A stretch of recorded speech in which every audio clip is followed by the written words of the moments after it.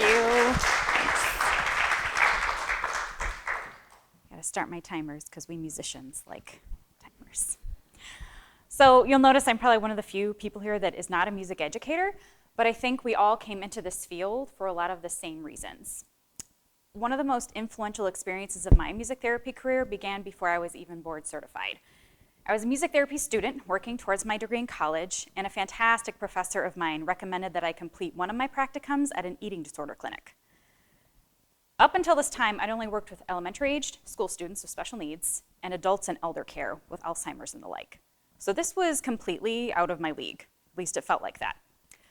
I didn't have a lot of experience with eating disorders, aside from having some peers and colleagues that had quietly suffered with it, but I never knew the cause, I never knew the cure, and I certainly didn't know how to use music to help them at this point. So after a lot of mentorship, I did what I always did, which is I became abnormally, ridiculously prepared as much as I could with all the book knowledge I could acquire before starting this practicum. And I learned that a lot of eating disorders stem from experiencing trauma. The clients that I worked with experienced physical, mental, sexual abuse, and some experienced all three. And I realized that I didn't have all of the information about them that I might need. Some of that was still confidential because I was still a student. So I gleaned a lot of information from their behavior, from their self-talk, and even their body language. As musicians, I think we've noticed that if you go into a room with children and you offer them instruments to play, you're not going to finish your sentence before they run up and start banging and strumming on whatever you've brought. They don't care what else you have to say. If you go into a group of adults, especially if they're not musicians, you're met with resistance. Usually verbal excuses come out like, I'm not musical, I don't have rhythm, I don't know what that instrument is. And teens are somewhere in the middle between wanting to try it and wanting to look cool and think it's not awesome. So with this group of women, I had teenagers up to adults. I really didn't know what to expect. So coming into this group, looking back now, I realize how intrusive I must have been because I came in a little more gung-ho, thinking they would really want to participate. It was tricky. It took a little while to get my feet wet. I knew clinically that using evidence-based practices was going to be beneficial to them, but first I had to actually figure out how to do that. So for people that have experienced trauma, fear becomes second nature. Some might say first nature. And it's helpful as a survival mechanism, except when the trauma is over, the brain still thinks it needs to respond that way. So for victims of trauma, especially if it lasts a long time or if it keeps recurring or the intensity is very high, these habits of self-protection, of fear and anxiety and fight, flight, or freeze, these become embedded habits in the brain. It's just what you do to get through your day. It's kind of like cutting ruts in a road, and it's really hard to get out of those ruts, even if the trauma's gone. So I was coming into this not realizing how hard it was for these women to not have their heart race when I knocked on the door, and for them not to recoil when someone raised their voice, and for them not to pull back their arms when I offered something. It was really challenging to get past what I knew they were having such a hard time doing. Everything that I offered, the questions that I asked, the instruments that I gave out, everything seemed to be filtered through this lens where everything was bright red.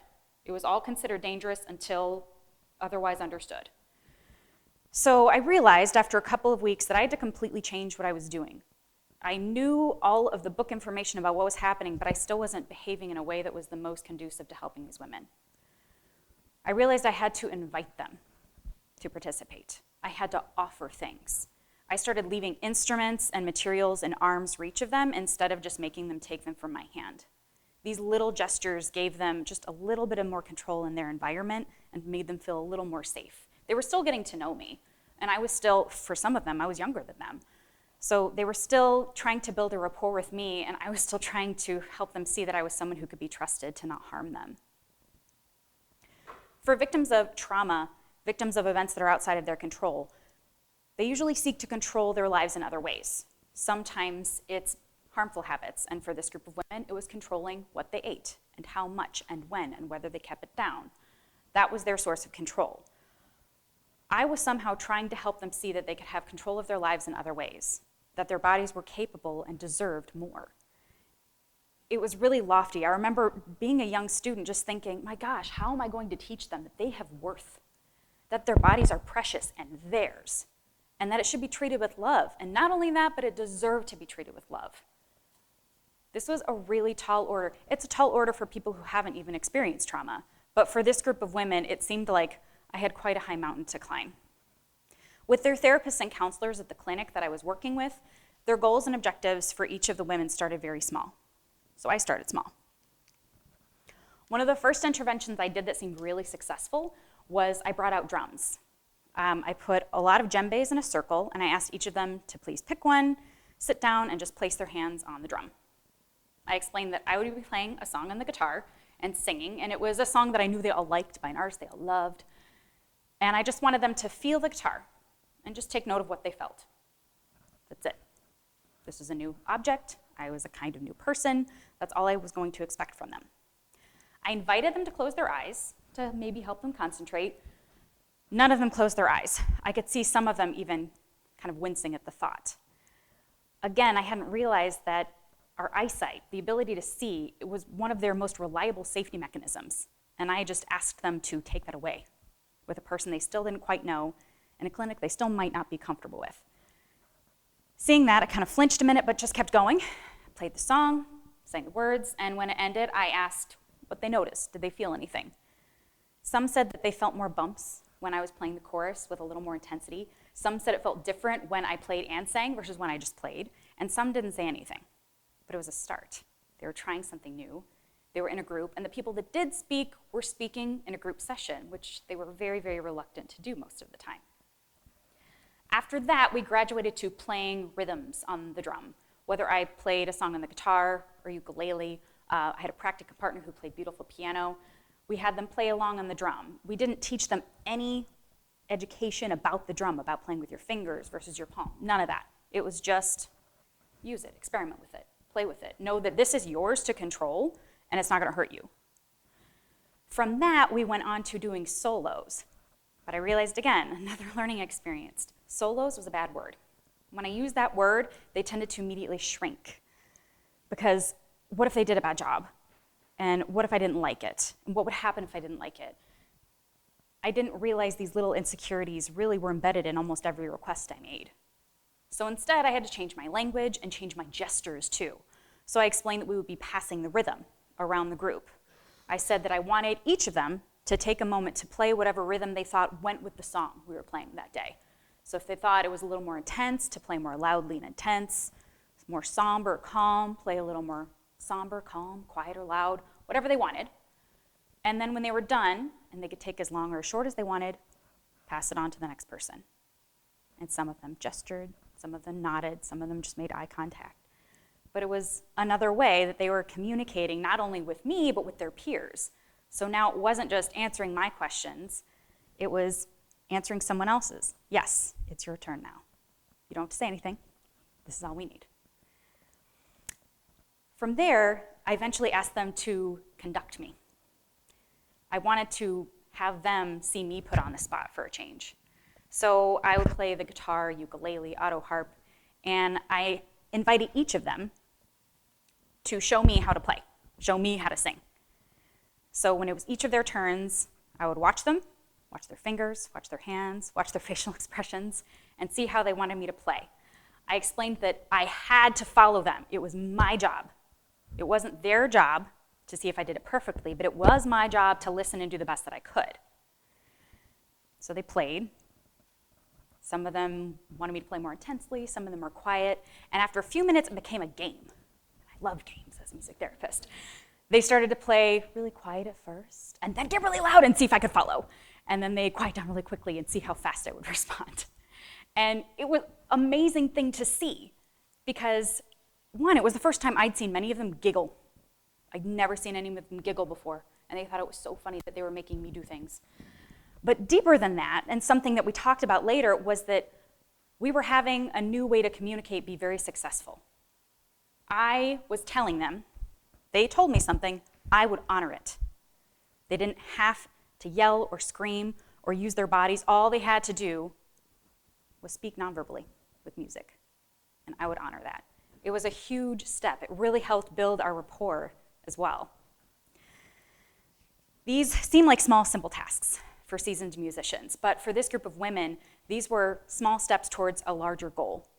Their end goals at the clinic at the time were things like recognizing their own emotions, exploring and practicing healthy coping mechanisms, and eventually verbalizing positive qualities about themselves. And gaining confidence seemed a little tricky, but I was gaining confidence in the session. And as we talked about it more, they were too. After a few months, I decided that I was going to introduce a dancing activity. It seemed a little less intimidating than instruments. I was wrong, again. This was a much more vulnerable task. I was asking them to speak only with their bodies. And at this point, their relationship with their bodies was real prickly. Its weight, its measurements, the ailments that they had acquired because of their eating disorders, a lot of them still didn't like their bodies, didn't like having to actually live in it, let alone me asking them to speak with it somehow. So I was a little nervous. Thankfully, I had learned a little bit at this point, and I realized I needed to give them some outside object. So I chose silk scarves. Love silk scarves. And I laid a whole variety out and asked them each to take one, and I explained that I would be playing music on the iPod that day, which I usually didn't do, so they were very excited. And I said the reason I would be using the iPod is because I was also going to be dancing. I was going to be right in the ring with them. Said I was going to play an instrumental piece, and I wanted them to use their scarves to move to the music. And if and when they felt compelled to, their bodies could go in tandem. This was not a group project. This wasn't us playing instruments as an ensemble along to a song. It wasn't like when we wrote song lyrics together. This was completely their own project. 3.5-minute project. I assumed the only way I was going to get them to participate was to ask them to close their eyes so that we could all have anonymity. And I was hoping by this point our rapport had built up enough that they would do that, and they did. I was very excited. So I closed my eyes too, and I pressed play. And I just waited. We listened, I moved, I heard a couple footsteps, some shuffling of clothing, but it was very quiet. As it came to the end of the song, I realized I probably needed to press pause just to make sure it didn't go to the next track. And as I opened my eyes to press pause, I saw the most amazing thing. I saw all of these women moving like ballerinas. Their arms were open and outstretched. Their chins were either level with the ground or aloft. Some of them had a foot off the ground. They were all moving with such grace. They looked so light and unburdened. No furrowed brows, no chins on their chest. It was the most open I'd ever seen them. I'd asked them to speak with their bodies, knowing this was a very difficult task. And what they'd said was so beautiful and light, unburdened and graceful. I couldn't believe it. I was stunned. After a few seconds, I realized, get back in the game, press pause. But I couldn't escape what I had seen, which was that the scarf was no longer just the object that I'd asked them to move with. It was just being moved in concert with their body. These women struggled to find control in their lives. And the ways that they did find control had been harmful. But in that moment, they had treated their bodies with love. They moved gently, they breathed deeply, and they didn't seem encumbered by all of the anxiety and the fear and the perceived imperfections they usually did. At the end of the song, I asked them to please stay where they were with their eyes closed and breathe and just sit with whatever they were feeling. We took those few moments, and I asked them to open their eyes all at the same time, and I asked, what'd you think? Did you like it? And they said, yeah, we liked it. I like that song, different style. And then stories started coming out. I danced ballet. I was a cheerleader. They started sharing things that they hadn't before. I'd never seen them all. Their posture, by the way, was all still straight and strong and confident. We didn't have a lot of time to chat because it was the end of the session. So I handed out self-evaluation forms, which we did at the beginning and end of each session according to the clinic's needs. They wanted to know if what I was doing was effective. So they always had to rate how they felt physically and mentally at the beginning and end of each session. So I handed them out and said I couldn't wait to see them next week. And I look at all these anonymous papers coming in, and every single one of them was a 10 on all counts, the best that they could feel. I thought, that was 3.5 minutes. It was only a 3.5-minute song.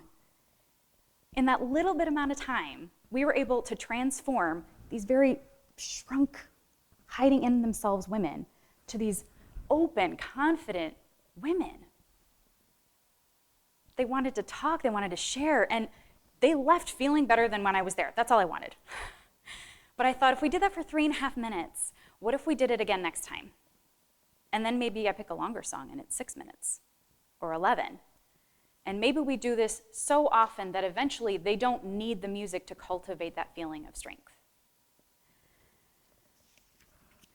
This group of women went on to use different instruments. They went on to dance. They went on to sing.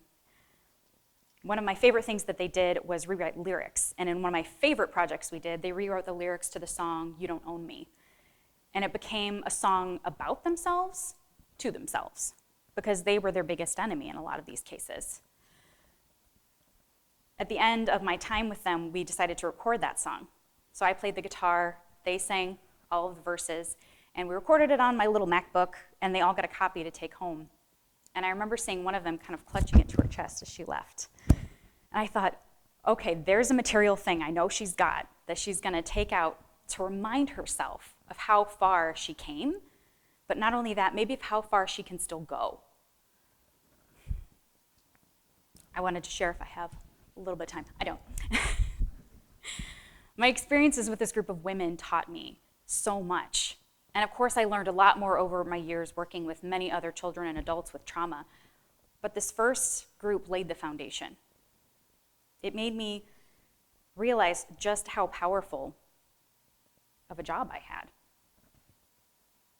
My experiences with this group of women taught me and continues to teach me that the right kind of music applied in the right way can produce phenomenal results, phenomenal growth and change. We have an incredible tool at our disposal, and it's an honor when we get to see its power.